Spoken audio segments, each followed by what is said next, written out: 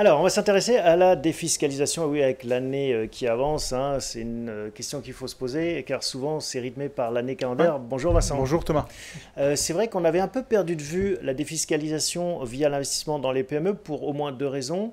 Il y a eu cette année blanche Ouais. en 2018 et l'ISF a disparu et c'était aussi un vecteur d'investissement. C'était un grand vecteur d'investissement. C'était aussi un outil en fait de promotion des produits, et beaucoup d'acteurs se sont retirés de ce phénomène-là, de ce secteur-là, disons. Et aujourd'hui, par contre, il y a de nouveau là, en fin 2019, un certain nombre de solutions pour réduire son imposition sur le revenu. Alors, on rappelle un peu le principe, en quoi ça consiste l'investissement dans des PME non cotées. Exactement. Donc en fait, il s'agit de pouvoir investir dans soit des PME françaises ou européennes. Généralement, c'est des PME françaises. On peut obtenir jusqu'à 18% de réduction d'impôt. 18% de l'impôt sur le revenu. De l'impôt sur le revenu. Donc par exemple, pour un couple, on peut aller jusqu'à 4 300 € de réduction d'impôt avec un plafond d'investissement de 24 000 €. Pour une personne simple, c'est 2 160 pour 12 000 € investis, en respectant bien sûr, on y reviendra, le plafond global des niches fiscales de 10 000 €. Et puis il y a d'autres types de produits, on va y revenir aussi, les FIP-Corse par exemple, certains sont fans. Là, on a la possibilité d'aller récupérer 38% de réduction d'impôt, et pour obtenir finalement pour un couple 9 100 € de réduction. Est-ce qu'on peut le faire en direct ou par des intermédiaires? Alors, c'est généralement par... on peut investir directement dans des véhicules par l'intermédiaire de gens comme nous. C'est en direct d'une certaine manière. Maintenant, Ou dans vous la investissez dans PME une enveloppe. de mon beau-frère. Alors, oui, vous pouvez aussi le faire. Le schéma est parfois un peu différent, mais ça fonctionne également tout à fait. Alors, donc il y a des fonds spécialisés, hein, vous nous le dites, pour investir dans ces entreprises. Et encore, c'est des investissements entreprises derrière? Oui, encore, la logique, c'est de soutenir les entreprises locales, régionales. Généralement, c'est le tourisme, l'agroalimentaire, voire également quelques entreprises du monde du digital qui pourraient se trouver en Corse. Mais ceci dit, c'est surtout tourisme et agroalimentaire, les secteurs ciblés. D'accord.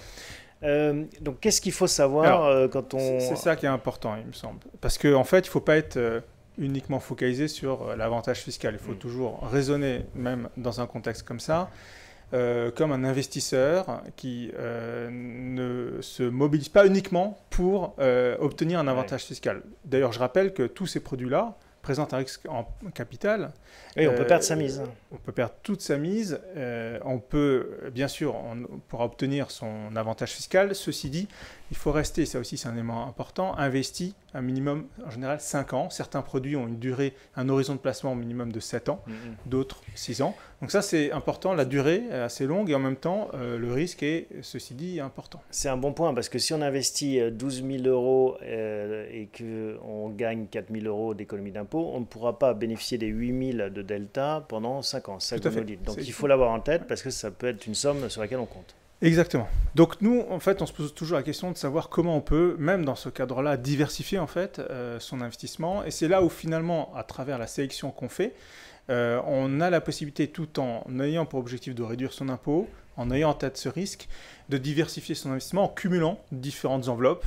Par exemple, en investissant sur un FCPI, par exemple en investissant sur un FIP normal, puis sur un FIP Corse. Et là, vous jouez en fait la diversification, comme on recommande de le faire à chaque fois. Et vous pouvez cumuler ces investissements en respectant bien sûr les plafonds d'investissement. Alors on va voir justement les grandes règles. Et vous avez apporté un graphique qui est très explicite, justement sur les caractéristiques finalement de ces deux grands types de placements. On rappelle qu'on ne peut pas forcément cumuler les avantages fiscaux des deux. Il y a un plafond global. Alors tout à fait. Le plafond, c'est celui que j'évoquais au début. Il faut, pour un couple, si on investit sur des FIP FCPI, on ne peut investir que jusqu'à 24 000 € au total. La somme des réductions auxquelles s'ajoutent bien sûr se cumulent les réductions d'impôts que vous avez par ailleurs dans un ménage, par exemple pour l'emploi d'une personne à domicile. La somme de ces réductions d'impôts ne peut pas dépasser 10 000 €. Donc ça, il faut en être conscient. Et après, la question effectivement que vous abordiez, c'est sur quelle thématique on investit, c'est ça. Donc notre approche, elle démontre qu'en fait, en investissant sur 3 véhicules différents, on va pouvoir vraiment jouer des thématiques complémentaires. Donc quand on parle de FCPI, par exemple, On parle d'innovation dans le mot FCPI, dans ces initiales-là, il y a le mot innovation. En innovation, donc, on sera plutôt sur, par exemple, la croissance verte, l'Internet industriel. C'est une logique, en fait, qui est très présente aujourd'hui dans les fonds d'innovation. L'économie du partage. L'économie du partage, c'est... Alors, sans garantir que ces supports-là vont investir dans ce type d'entreprise. Par exemple, on pense aux acteurs qui aujourd'hui proposent de faire du covoiturage ou d'investir sur des sociétés qui permettent aux particuliers de louer leur voiture à d'autres particuliers. Ça, c'est des phénomènes qui sont très présents dans l'économie de l'innovation. Après, si on investit plutôt sur des FIP classiques, par exemple, je pense au FIP 1, 2, 3 Horizon PME 2018, là, on sera sur de l'hôtellerie, des résidences seniors, de l'immobilier d'une certaine manière, ou en tout cas de l'immobilier, de l'hébergement. On a aussi de l'enseignement privé qui peut être visé. On voit par exemple qu'en cumulant ces deux investissements-là, je ne parle même pas de la partie Corse, on voit qu'en fait on est sur des thématiques très différentes en fait. En fait, et c'est ça la stratégie, ne pas mettre tous ses œufs dans le même panier, diversifier ses placements comme on le fait en bourse, comme on le fait quand on doit investir. Donc y compris dans ce compartiment. On va revoir le graphique là, que vous étiez en train de nous commenter avec quelques exemples de fonds que vous recommandez. Alors c'est pas celui-ci, c'est le graphique numéro 2. Et donc on peut peut-être donner des exemples. Alors, donc très bien, le premier c'est le FCPI Next Stage Cap 2026.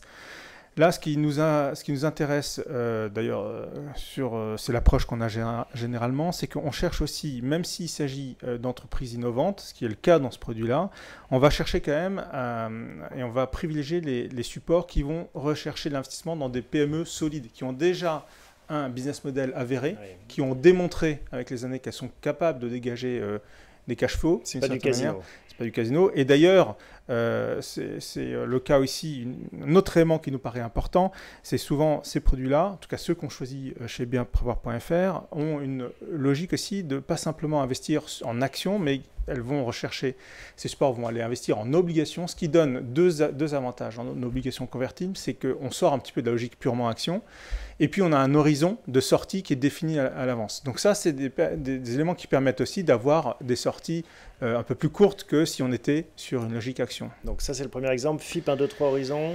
FIP 1, 2, 3 Horizon, PME 2018, qui est de 1, 2, 3e, qui est un acteur qu'on connaît bien. Le même style. PME française en croissance, même idée. Là, on est sur une durée un peu plus courte que le précédent. Le précédent, on est à 7 ans et demi pratiquement. Là, on est à 6 ans. Et c'est là où on investit sur l'hôtellerie, les résidences seniors et l'enseignement privé. Et puis FIP Corse. Et sur les FIP Corse, voilà, il y a effectivement la possibilité là d'aller cibler les entreprises corses. On est sur des PME corse en croissance, comme je le disais, orientées sur la distribution, l'agroalimentaire et le tourisme. Alors, pour finir, on le sait, les règles ont changé avec le PASS, le prélèvement à la source. Et en début d'année, on peut bénéficier d'un crédit d'impôt. Voilà. Et donc, comment est-ce qu'on l'intègre dans sa stratégie justement de défiscalisation ? On a beaucoup de questions autour de ça. En fait, le sujet, c'est que effectivement, en janvier 2020, les contribuables vont bénéficier d'un crédit d'impôt qui sera reconduit automatiquement sur la base du crédit d'impôt qui a été versé en janvier 2019 et qui correspond à 60% des réductions d'impôt dont a bénéficié chaque contribuable. Jusqu'au 5 décembre, on peut moduler ce crédit d'impôt. Donc, je dis juste attention à ne pas moduler avant, d'avoir investi éventuellement et ne pas moduler excessivement. Je prends un exemple.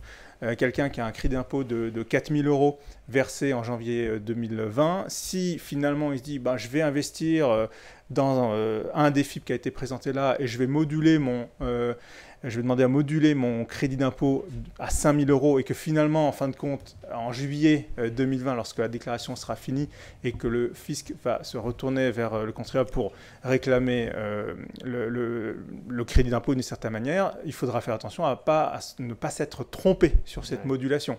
Donc je dirais sinon, on risque des pénalités de retard ou des choses de ce style qui sont désagréables. Tout à fait. Donc il faut plutôt être conservateur. Et c'est pour ça que moi, ce que je recommande de faire, c'est de procéder d'abord à l'investissement, de moduler jusqu'au 5 décembre et ensuite on sera tranquille pour l'année 2020. Voilà un bon conseil. Merci beaucoup Vincent pour ces explications. On se retrouve dans un mois pour un nouvel épisode de Parlons Placement.